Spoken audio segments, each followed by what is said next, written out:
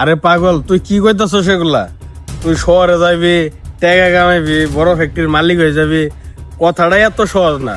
তার চেয়ে ভালো তুই আমাদের ফ্যামিলিদের সাথে থাক, কাজ কর। কত মানুষের দেখলাম শহরে যায় 20-25 বছর থাকিয়া এই গ্রামে লাস্টে কামলাই দেয়। অতএব তোর এই ঝামেলার দরকার নাই। মাঝখান থেকে ফ্যামিলির সাথে 20-25 বছর বিচ্ছিন্ন হয়ে থাকার দরকার নাই। তোর যদি কিছু লাগে তুই আমারে কইস, তাও তোর আমি শহর যাইতে দিব না। ভাই তুমি আমার যত কিছুই কও, আমি শহরে যাবই, তুমি আমার কোনো কিছু করে আটকাইতে পারবে না। তোরে কইছি শহরে যাওয়া যাইব না। ভাই তুমি আমারে মারলা, তুমি আমার গায়ে কোনোদিন হাত তুলনি, আজকে আমি শহরে যাবো দেখে তুমি আমার গায়ে হাত তুললা। আচ্ছা ঠিক আছে, এই সোয়াগ তোমার আর কোনোদিন মুখ দেখাবো না, থাকো তুমি।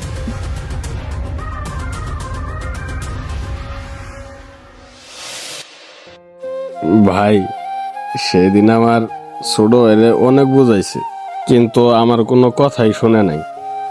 তার জিদা ছিল সে শহরে আসবে, শহরে আইসে একদিন বড় কোম্পানির মালিক হইব।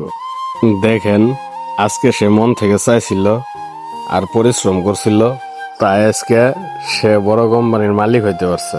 তবে ভাই এটা সত্যি যে আমার ছোট ভাই সোহাগ সে প্রমাণ করে দিছে যে মন থেকে চাইলে সবই সম্ভব।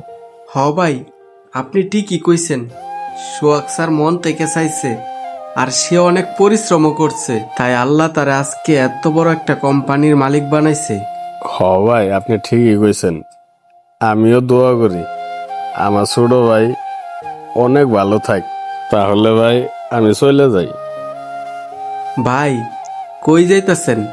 আপনি আইছেন স্যারের লগে দেখা করতে, আপনি স্যারের সাথে দেখা না করে চলে যাইতাছেন? না ভাই, সোহাগরে আমার দেখতে হইব না।